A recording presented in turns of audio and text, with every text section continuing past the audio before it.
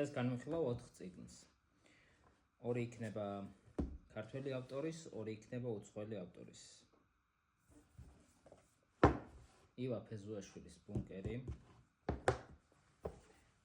კურიერის ამბები,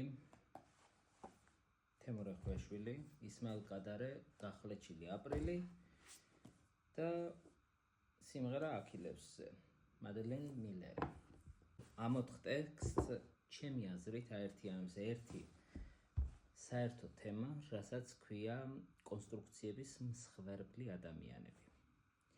ეს კონსტრუქციები არის ამ ადამიანების როგორც ქონებაში, ასევე გარშემო. ბუნკერში კონსტრუქციები არის ადამიანის წარმოსახვებში, შობელი, ძოლი, შვილები და ეს კონსტრუქციები როგორ დასდევს ადამიანს მთელი ცხოვრების განმავლობაში. მაგალითად, მამა, რომელიც ცდილობს დაიცვას საკუთარი ღირსება ძალადობით, ვერ ამჩნევს თუ წარსული როგორ დაეწია საკუთარ შვილებს. ბუნკერში ერთ-ერთი მნიშვნელოვანი პერსონაჟი, მეტაფორული პერსონაჟი, მაგრამ ღერძული პერსონაჟი, თუ შეიძლება ასე ითქვას, არის სიმყრალე. სიმყრალე, ანუ სუნი, ეს ბუნკერიდან ამომავალი ოხშივარი, რომელსაც ива იყენებს როგორც მეტაფორა ხრწნისა. ეს ადამიანები ვერ აღწევენ წარსულის აჩრდილებს თავს და ეს აჩრდილები თანდევთ მათ და ძალიან უჭირთ რომ ახალ რეალობაში თავი დააღწიონ იმ წარმოდგენებს, იმ ციხესიმაგრეს, რასაც მწერალი სიმყრალეს და ოხშივარს უწოდებს. თუ ვიტყვით რომ ადამიანები არიან საკუთარი კონსტრუქციების მსხვერპლი, ამ შემთხვევაში ანუ საკუთარი წარმოდგენების მსხვერპლიც, ანუ ის წარმოდგენები, რომელიც არის ვაჟკაცობაზე, ომზე, ოჯახზე, უკვე კარგახანია გახრწნილია, რასაც ამბობს ავტორი და ამ გახრწნილობის სუნს შვილებზე გვიან ამჩნევს ამას მთავარი გმირი, რაც უკვე ტრაგედია და აქ მეტაფორულად აქვს მწერალს ნათქვამი, რომ მშობელმა, ანუ წინა თაობამ, რომელმაც ახალ თაობას უნდა გაუკვალოს გზა, პირიქით იქცევა, რადგან ვერ ამჩნევს იმას, რაც უნდა შეამჩნიოს და რისგანაც უნდა დააზღვიოს საკუთარი შვილები, ანუ მომავალი თაობა.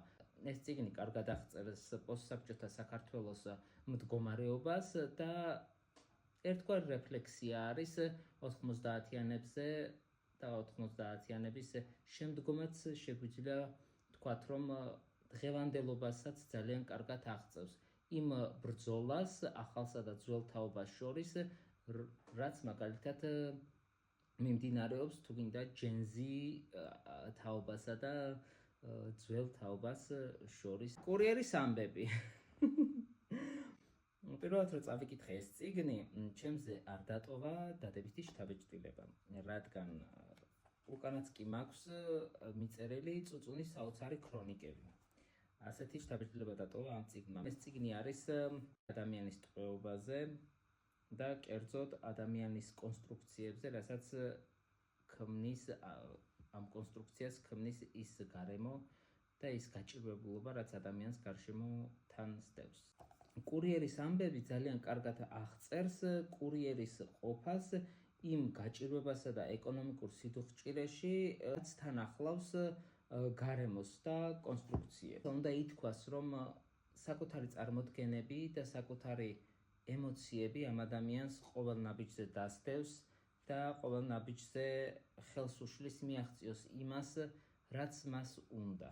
ეს წიგნი ძალიან კარგად აღწერს ადამიანის ყოფას უცხო გარემოში და ადამიანის ყოფას არა მხოლოდ უცხო გარემოში, არამედ წირი რესურსების პირობებში. თუ ბუნკერში ტყვეობა და კონსტრუქციების ტყვეობა, ანუ წარმოსახვების ტყვეობა არის ისტორიული და ფსიქოლოგიური, კურიერის ამბებში ტყვეობა არის ეკონომიკური. მწერალი ამბობს, რომ ჩვენ გონია, რომ თავისუფალ სამყაროში ვცხოვრობთ, მაგრამ ჩვენი არჩევანი მხოლოდ შემოიფარგლება იმით, თუ რომელი კომპანიის ჩანთას მოვიკიდებთ ზურგზე. ბეხვიაშვილის პერსონაჟი თანამედროვეობის ტყვეა, ალგორითმებისა და თანამედროვე აპლიკაციების ტყვე, რასაც ემატება ეკონომიკური სიდუხჭირე და არჩევანის თავისუფლების შეზღუდვა. როდესაც წაიკითხავ ამ წიგნს, თვალწინ დაგიდგება საქართველოს რეალობა და საქართველოს მთის, განსაკუთრებით სისხლის აღების წესის ტრადიცია. ამ შემთხვევაში ადამიანი, მთავარი პერსონაჟი არის ტრადიციის მსხვერპლი და კონსტრუქციების ტყვეობაში ის აგრძელებს ჩვეულებრივად სიცოცხლეს, მაგრამ აქვს რაღაცა მცირედი იმედი, რომ გადარჩება, მაგრამ ამ იმედს ბოლოს უღებს საზოგადოებაში გამჯდარი ადათები, რომლებიც ერთი შეხედვით უნდა უზრუნველყოფდეს სამართლიანობას, მაგრამ იქცევა როგორც და ეპყრობა ადამიანებს უსამართლოდ. ეს წიგნი არ არის შედევრი. საერთოდ ეს წიგნი ალბათ ერთხელ უნდა წაიკითხოს ადამიანმა, თუ წაკითხვა უნდა. ეფუძნება ბერძნულ მითოლოგიას და გვიყვება აქილევსზე, რომელიც არის საკუთარი ბედისწერის ტყვე. რომ აქილევსმა იცის ამ შემთხვევაში, რომ საკუთარი ბედისწერა მას მოუტანს სიკვდილს და მას მოუტანს დიდებას. ეს ბედისწერა პირდაპირ კავშირშია აქილევსის სიყვარულის ობიექტთან და აქილევსი ირჩევს საკუთარ ბედისწერას და ირჩევს საკუთარ სიკვდილს, რადგან ის ირჩევს სიყვარულს. მილერი სვამს კითხვას ამ წიგნში, თუ რამდენად შეუძლია ადამიანს გააკეთოს თავისუფალი არჩევანი და იყოს თავისუფალი როგორც ადამიანი, როცა მისი ბედისწერა უკვე დაწერილია, მაგრამ ჩვენ შეგვიძლია ვთქვათ, რომ ადამიანი აკეთებს არჩევანს და აქილევსი აკეთებს სიყვარულისთვის არჩევანს და ის გადადგავს ამ ნაბიჯს და სიყვარულის გამო ის თვითონაც კვდება. ყველა ამ წიგნს ახასიათებს მისი ტყვეობა და მისი კონსტრუქციები. ბოლოდანო დავიწყოთ. არქაული ტყვეობა, მითოსები და ბედისწერა, სოციალური ტყვეობა, ტრადიციები და ადათები, ისტორიული ტყვეობა, კერძოდ პერსონაჟისთვის შეუძლებელია გაიაზროს ის წარსულის ტყვეობა, რადგან ისინი ბუნკერში არიან და იმ სიმყრალეს ეჩვევიან, რაც ამდენი ხნის განმავლობაში მათ აქვთ.